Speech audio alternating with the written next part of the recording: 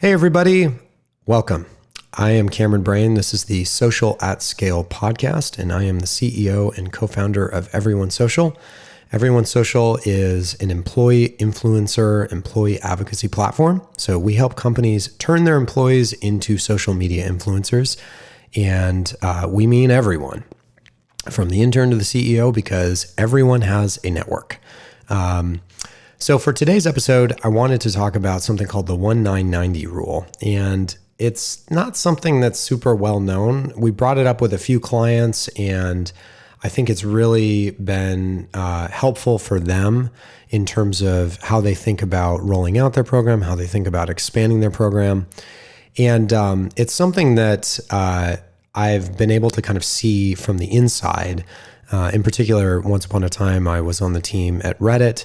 And it applied there just as it applies with our business and the companies that we work with. So if you own an employee advocacy program, if you're thinking about rolling one out, if you're thinking about growing your program, this is something that I think will be good to kind of keep in mind.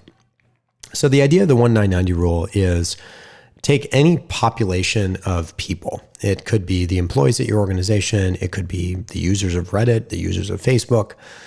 And generally online, a population breaks down into three bands. So at the very top, we have the 1%, and these are really the pro users.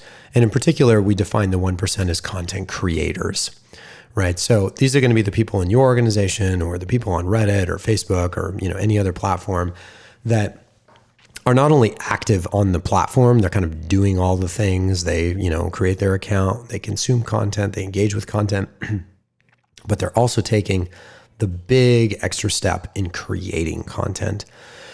And, as I think we all know, that is a critical ingredient to keeping a platform, keeping a community, keeping a program going, right? We cannot not have the content creators. So thinking about your 1%, who are these people? What do they need?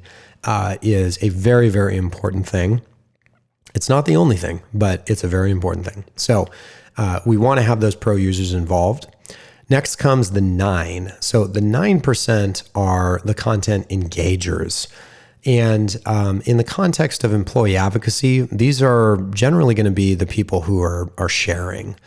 Who are actively sharing out to their networks, who, before you even told them that you were rolling out this program at your organization, they were already active on social. They understood its value. They know how to do it. They're already there. And now that you've given them a home at your organization to participate in, they're excited and they're ready to jump in. So again, not a whole lot of kind of training or education per se. But right around 9% of your employee population, or again, if we were to look at, any sort of consumer equivalent, a major social platform, generally speaking, we're going to see around 9% of the total user base being these kind of core engagers. And then we have the 90%, right? The giant bottom of the pyramid. And these are the consumers. Sometimes in a consumer social context, we refer to these folks as the lurkers. They are getting value out of the platform, right? They are coming back on a frequent basis. Depending on the makeup of the platform, they may be coming back on a logged in basis or not a logged in basis, right? I think in many respects, the consumers want the path of least resistance, right?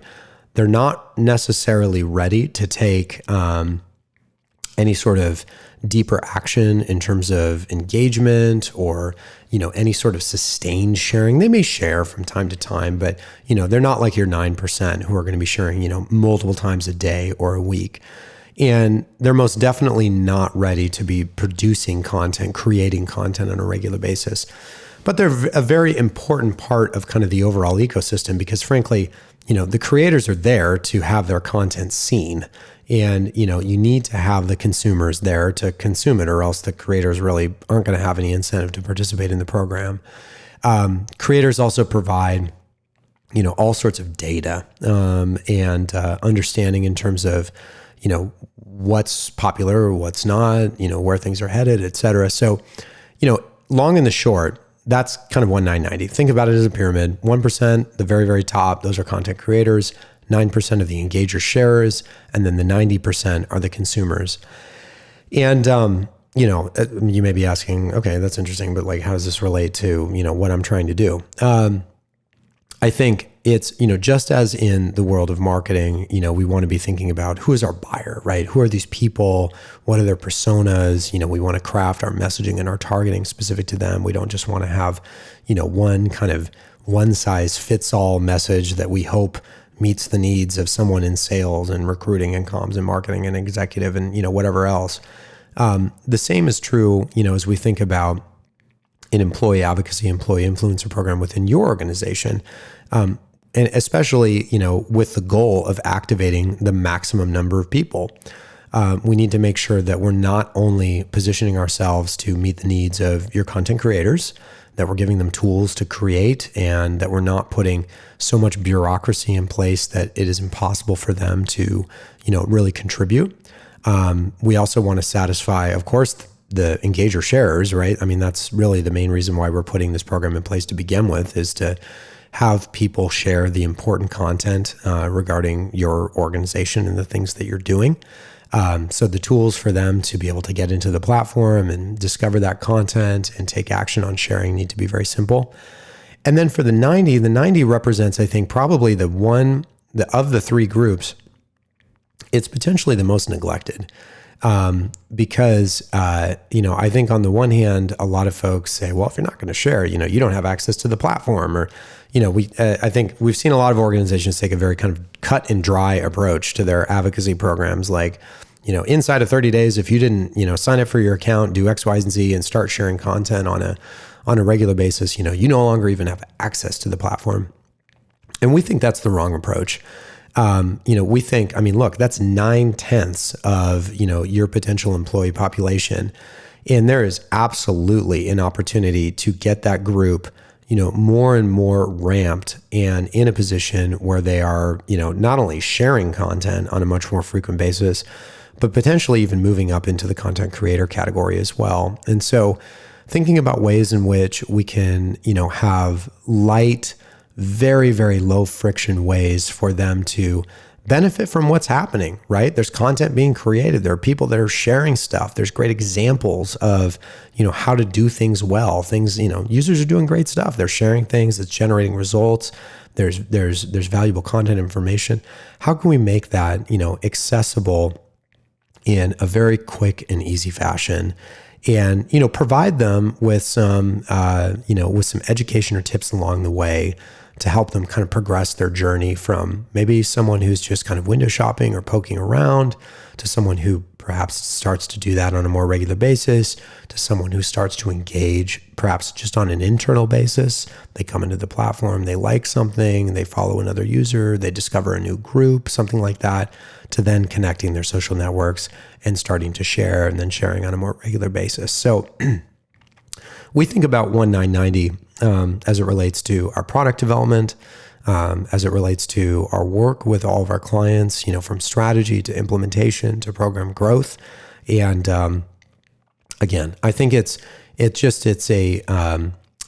a helpful thing to have when you think about your population of people, the differences in kind of aptitude and experience, and how we can get kind of everyone to come along with us. There's absolutely no reason why we should just say content creators and sharers, like that's it. That's all we ever want to focus on, right? That's 10% out of the gate. We've got a whole nother 90% of viable folks there who, if we give them the appropriate on-ramp, they can become, very impactful, valuable participants in our programs. So hopefully you find this to be helpful. I'm sure we'll be talking it again on future episodes. If you have any follow-up questions or anything, please, by all means, drop a comment or shoot me a line. And thank you for your time, and look forward to having you back on a future episode.